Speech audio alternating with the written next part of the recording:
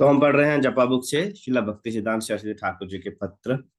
इसके ओके, नरोत्तम दास ठाकुर ने लिखा है। नरोत्तम दास ठाकुर एक बहुत महान आचार्य हुए हैं। बंगाल से, बांग्लादेश बांग्लादेश आज की खिचड़ी ग्राम इनका जन्म हुआ था, बांग्लादेश में है। तो बहुत महान आचार्य है।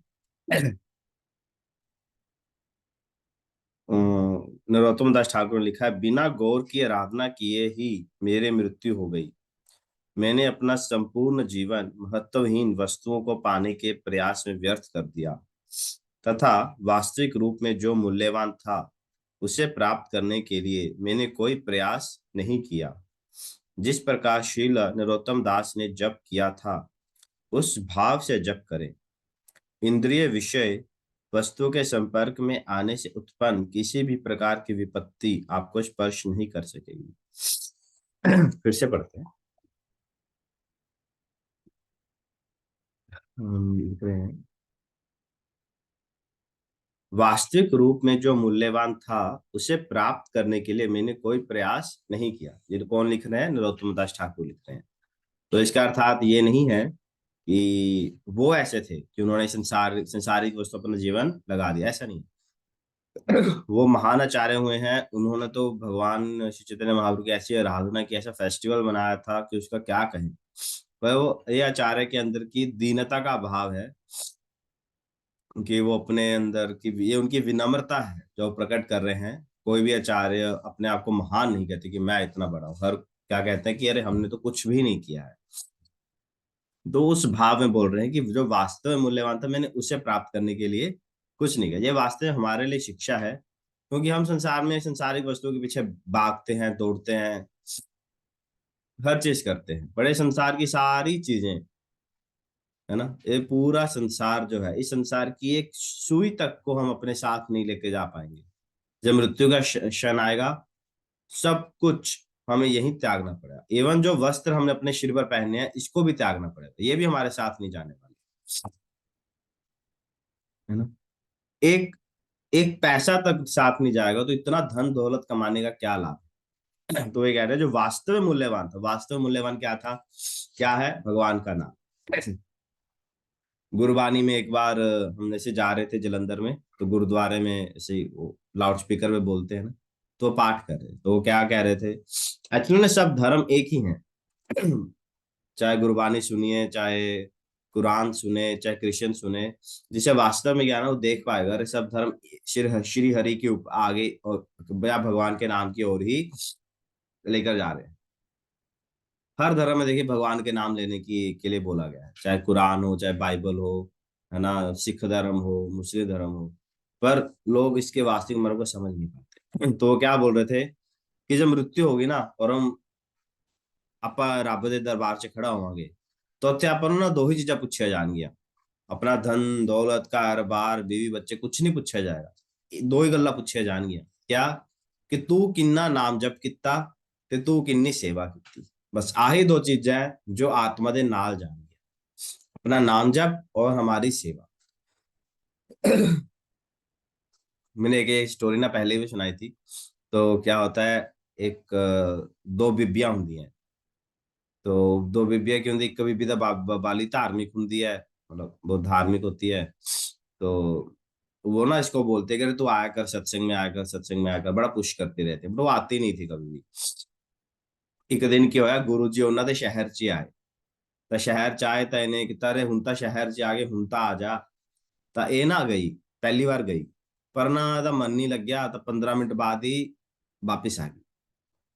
ਵਾਪਿਸ ਆ ਗਈ ਤਾਂ ਉਸ ਤੋਂ ਬਾਅਦ ਇਹ ਜ਼ਿੰਦਗੀ 'ਚ ਕਦੇ ਸਤਸੰਗ 'ਚ ਨਹੀਂ ਗਈ। ਤਾਂ ਇੱਕ ਦਿਨ ਇਹਦੀ ਡੈਥ ਹੋ ਗਈ। ਡੈਥ ਹੋ गई तो यमदूत दिखाई देते, यमदूत इन्हों खिंच के लेके जा रहे सी।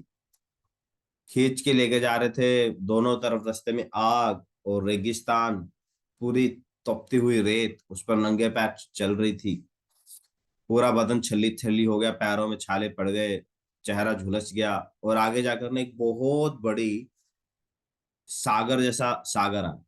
किस चीज का सागर था? पानी का नहीं था, सागर था खून, उल्टी,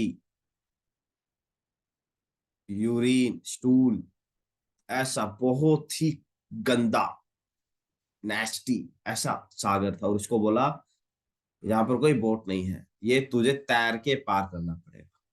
वो पूरा बीबी पूरा घबरा गई, यार मैं इसको कैसे करूं, इसमें तो खड़ा भी नहीं हुआ जा रहा, सोच सकते हैं।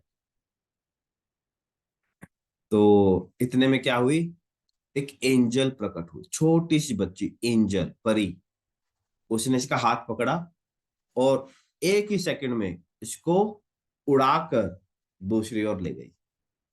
दूसरी ओर ले गई तो ये बड़ी अचंभित हो गई, अरे ये क्या हो गया, ये कौन है। तो इसने उससे पूछा, अरे तुम कौन हो, कहाँ से आई हो, और मेरी हेल्प क्यों की।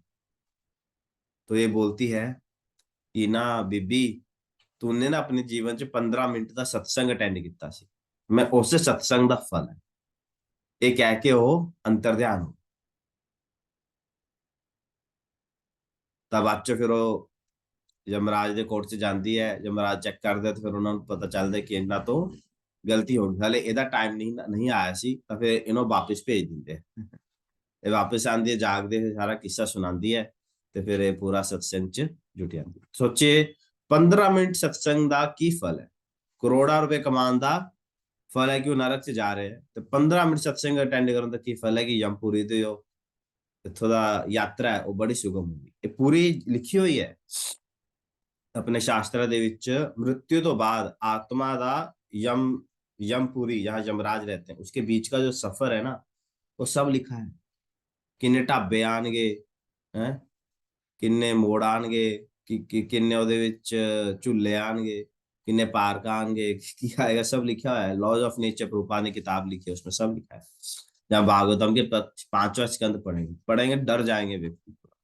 मैं भी एक ही बार पढ़ पाया हूँ अभी तक। पूरा वो डराने वाला है, और ये सच है। कई बार ऐसा हुआ है, कई बार हम इसे पुस्तक वितरण करते हैं, भक्तों का अनुभव है। एक भक्त हमारे अमेरिका में ना डिस्ट्रीब्यूट कर रहे थे, तो उसने देखा उसके पीछे ना फोटो बनी हुई है यमदूतों की, तो उसने, अरे ये कौन है, ये कौन है। कहते ये यमदूत है, कहते इन्हें मैंने देखा है। तो अपना वृतांत सुनाने लगी, अरे मैं ऐसे बेड पर बैठी थी, बेड पर नहीं मतलब हॉस्पिटल के बेड पर थी वो, और उसने यमदूत देखे, और देखते देखते उसके साथ वाले बेड से वाला जो व्यक्ति था वो मर गया। तो ये बहुत घबरा गई। तो सच में ऐसा होता है। तो वो कह रहे हैं, नरोत्तम कह रहे हैं कि जो वास्तव में मूल्यवान है उसके लिए प्रयास नहीं कर रहे, और संसार की चीजों के लिए पूरा एनर्जी हम घोट दे रहे हैं।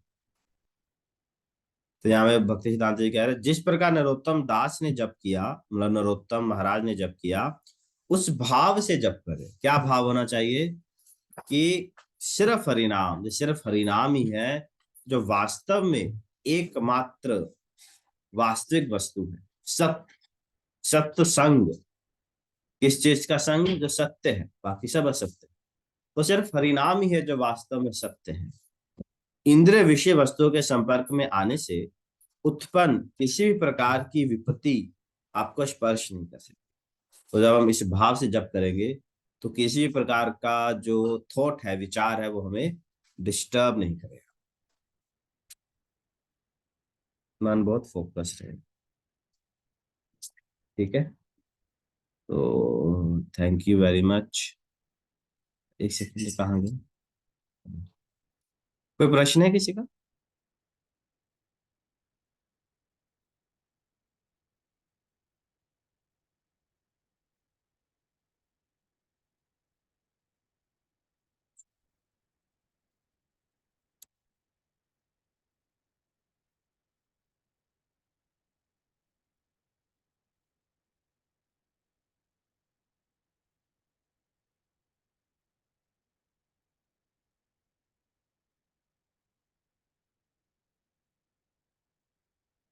ओके, कहीं कोई प्रश्न नहीं है। ओके, तो भी, तो हम एक और कार्य कर सकते हैं आज। छोटा सा हम एक रिकॉर्डिंग सुन रहे हैं, ठीक है, छोटी सी रिकॉर्डिंग सुनते हैं।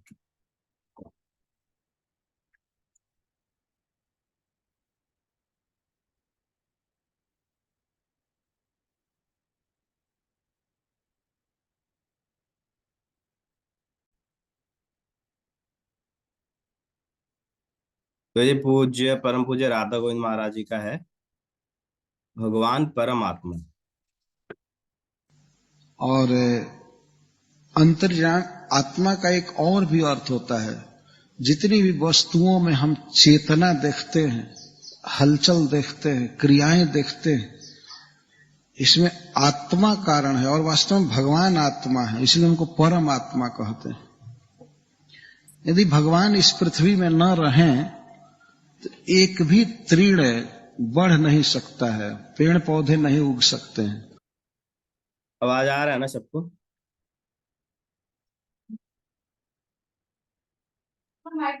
सुनाई दे रहा था? हाँ जी प्रभु जी। ओके ओके, थैंक इस शरीर में यदि चेतना न रहे तो ये शरीर बढ़ नहीं सकता है, केश नहीं बढ़ेंगे, नख नहीं बढ़ेंगे, शरीर जितना बढ़ा रहेगा वहीं पर बंद हो जाएगा। ऐ देवानंद, क्या कर रहे हो? कुर्सी पर बैठकर सबको दिखा रहे हो समाधि।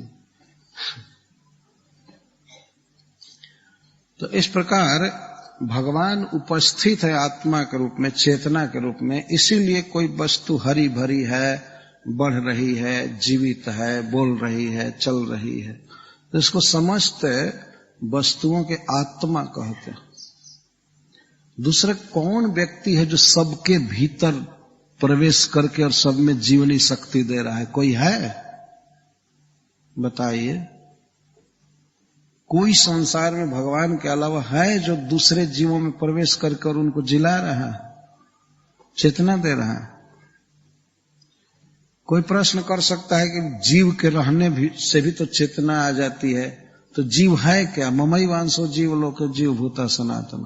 वह जीव भी तो भगवान का एक छोटा सा अंश है, एक प्रकार से भगवान ही है जीव के रूप में।